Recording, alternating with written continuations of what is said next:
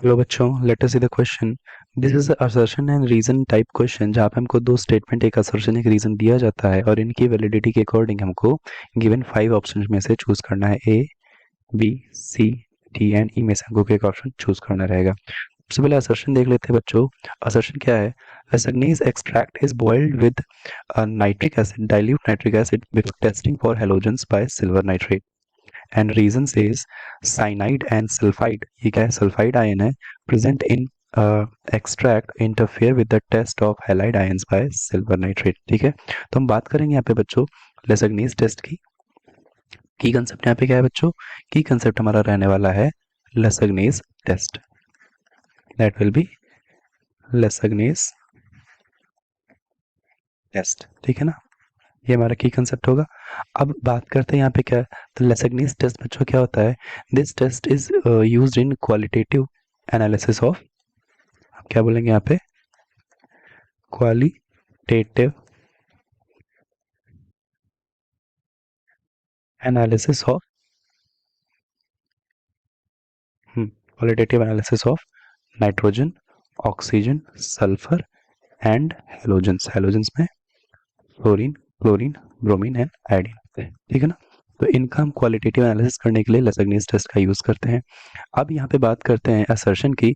Assertion जो इन्होंने यहाँ पे लिखा है कि जो लेसग्नीज टेस्ट होता है, इसको हम पहले क्या करते हैं? डाइल्यूट नाइट्रिक एसिड से बॉयल करते हैं, फिर उसकी रिएक्शन हम जो है हेलोजेंस से कर, मतलब अगर हेलोजेंस का हमको टेस्ट करना होता है तो लेसग्नीज एक्सट्रैक्ट को पहले हम डाइल्यूट नाइट्रिक एसिड से क्या करते हैं? बॉयल करते हैं, उसके बाद उसका हम ट्रीटमेंट सिल्वर नाइट्रेट से कराते हैं। ठीक है, अब इसका रीजन, तो ये जो हमारा असर्शन है, ये असर्शन बिल्कुल ट्रू है, तो हम क्या बोलेंगे? बिल्कुल कि जो असर्शन हमारा है इज ट्रू। ठीक है ना, ऐसा किया जाता है। अब ऐसा क्यों किया जाता है? तो हम बोलेंगे क्या? Because because the extract because the extract में कंटेन, क्योंकि जो एक्सट्रैक्ट होगा उसमें क्या हो सकता है? उसमें साइनाइड एंड सल्फाइड की इम्प्योरिटीज हो सकती हैं, जो क्या कर सकती हैं? विच में इंटरफियर, जो इंटरफेयर कर सकती हैं, विच में इंटरफेयर विद द टेस्ट, जो कि टेस्ट से इंटरफेयर कर सकती हैं। इसीलिए इन इम्प्योरिटीज को दूर करने के लिए हम क्या करते हैं?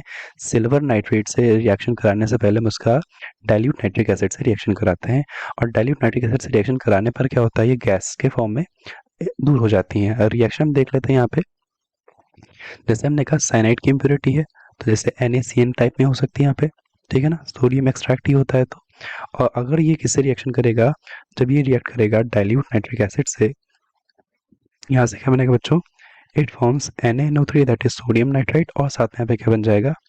HCN गैस बन जाएगा। ये देखिए यहाँ पे साइनाइड निकल जाएगा यहाँ से। सेम मैनर में अगर यहाँ पे क्या होगा? सोडियम, अगर सल्फाइड इम्प्योरिटी होगी तो सोडियम सल्फाइड के फॉर्म में होगी। ये भी जब नाइट्रिक एसिड से रिएक्ट करेगा तो यहाँ से क्या बन जाएगा बच्चों? सोडियम नाइट्राइट तो बनेगा इधर, एंड यहाँ से क्या बन जाएगा? H2S गैस के फॉर्म में यहाँ से ये इम्प्योरिटी भी निकल जाएगी। तो जिस वजह से, इसी वजह से क्या होता है? यहाँ पे इम्प्योरिटीज निकल जाती हैं इजिली। इसलिए हम क्या करते हैं? सिल्वर नाइट्रेट से टेस्ट करने से पहले, रिएक्ट कराने से पहले हम उसमें डाइल्यूट नाइट्रिक एसिड से रिएक्ट कराते हैं। तो अब देखिए बच्चों यहाँ पे, तो रीजन में असर्शन तो हमारा बिल्कुल ट्रू ही था। अब रीजन की बात कर लेते हैं, तो cyanide and sulphide ions present in the extract interfere with the test of halide ions by silver nitrate. तो रीजन भी बिल्कुल सही है हमारा। तो कौन सा ऑप्शन हमारा सही हो जाएगा बच्चों? Both A and R are true and R is the correct explanation of A. Option A will be the correct answer. I hope you understood. Best of luck.